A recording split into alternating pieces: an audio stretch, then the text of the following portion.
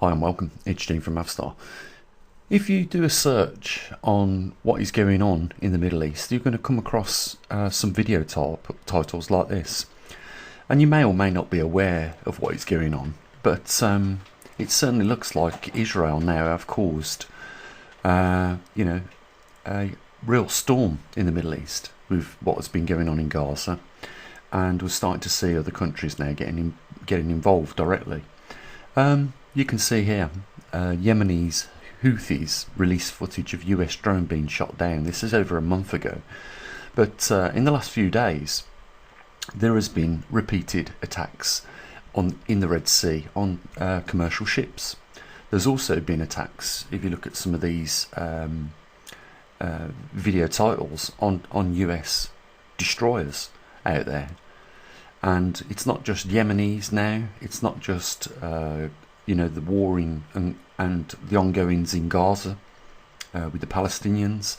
It's involving neighbouring countries like Lebanon and Syria, who have in the last 24 hours directly one way or another attacked Israel, as well as the United States.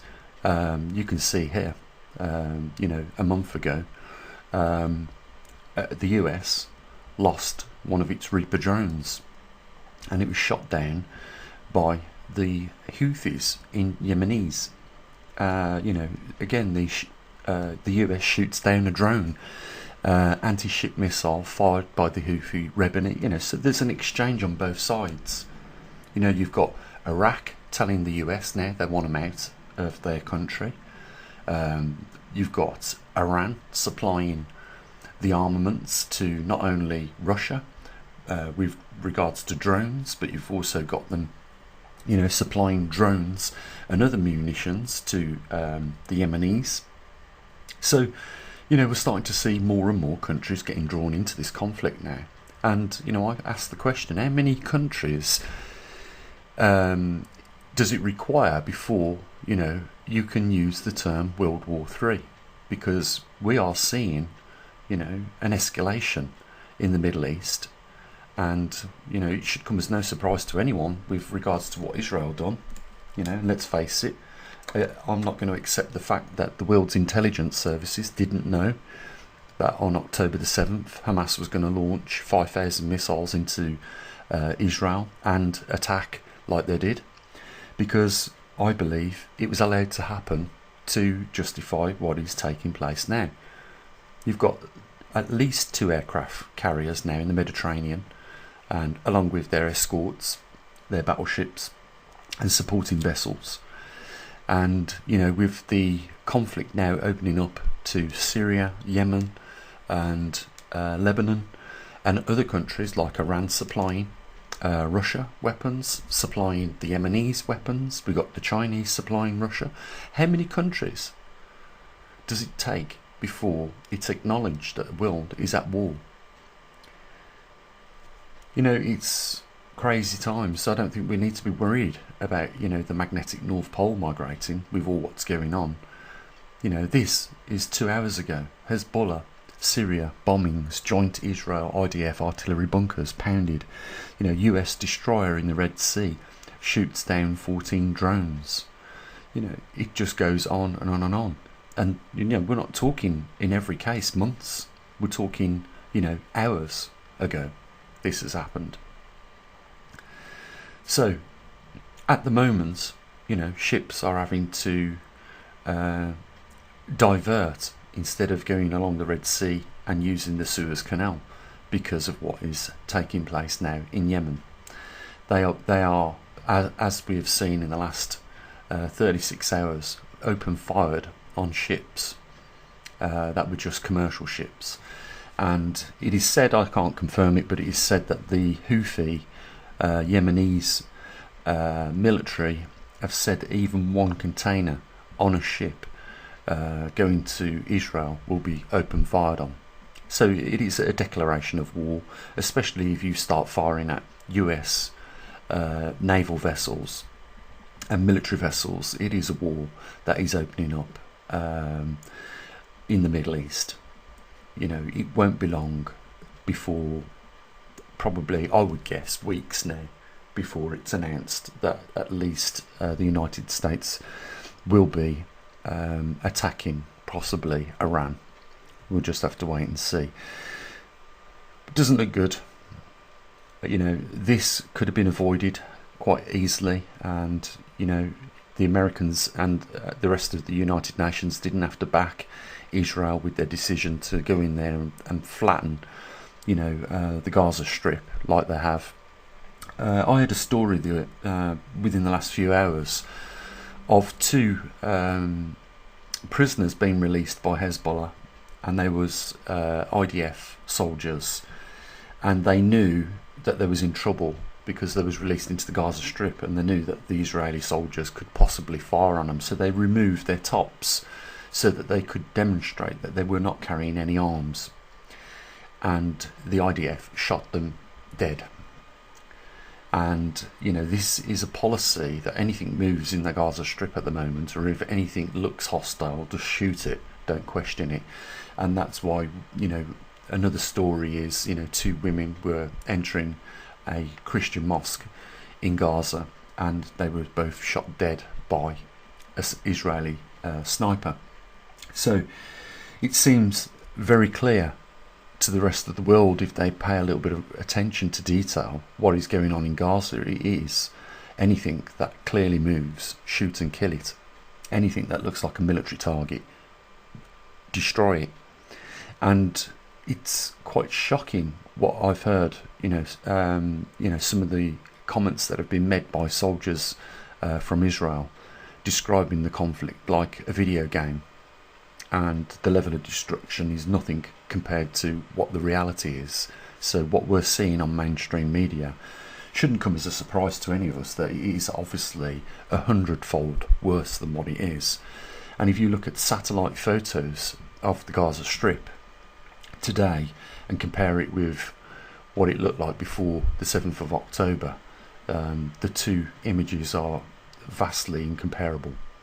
It is a total annihilation of the Gaza Strip, and it could only amount to war crimes and genocide. And now other countries are getting involved, and you can't blame them getting involved. We're going to see America stretched and drawn into this conflict, along with a lot of other United Nations countries, and it's going to escalate. It clearly is. You've got Iran on the target list by the United States. They want to blow Iran up and go to war with it. But these wars are escalating. You got Russia and the Ukraine. You got Russia being armed by Iran and China. We know that China are just ready to pounce on Taiwan. All these, it's not going to be long before the United Nations are drawn into this in a larger scale. And don't be surprised in 2024 you hear that we are at World War III, and it should come as no surprise why these billionaires are building underground bunkers at the rate they are. It's because they know anyone with £500 that can afford a drone can easily put a small bomb or a hand grenade on it, and of course anyone and everyone now is vulnerable to attack from a drone. That's what we're seeing in a lot of cases, and I've been listening to military experts decode what is going on, and what is going on is you've got people like in Yemen using £2,000 worth of drone with explosives attached to it, and America is having to combat that with a £2 million missile. And if you've got 50 grand's worth of these drones, well, you can just imagine the scale and cost it would take to knock all these drones out of the sky with the sophisticated missiles that cost in terms of millions of pounds each. And we've just seen the US lose one of its Reaper drones near Yemen. And the reason why that drone was over Yemen is because it's looking for the missile sites, clearly. So they're spying, trying to gather intelligence with the drones, and Yemenis know this. They're attacking the drones. They've shot one down, £32 million in one pop, and it's only going to be a matter of time before you will be in the knowledge that this world is at a third world war status. I believe within weeks, maybe early months. So what we are seeing is global shipping disruptions, billionaires building underground bunkers, escalating wars and war crimes being committed. The EU banning farms over in 13 countries, trying to curb CO2. We've got the United Nations lying about climate change, and we've got a complete economic downturn. And that's why nobody's got any money at the moment. And adding to that, Israel thinks it's a great idea to kick, a very active wasp nest in the Middle East, and that is exactly what they've done.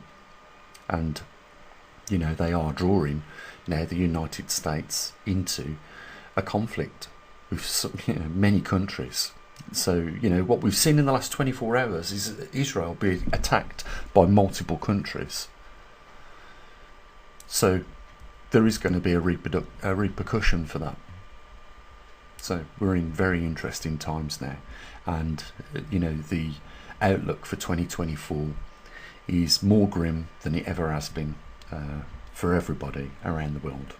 Not only are we all trying to just keep our heads down and deal with the cost of living crisis in all these countries, but we're also for a lot of people going to be worrying about military personnel now being shipped off to a war which could have been clearly avoided. So it is a good time to make those final preparations for yourselves, whatever that requires. And the only other thing to say is you take care of your loved ones.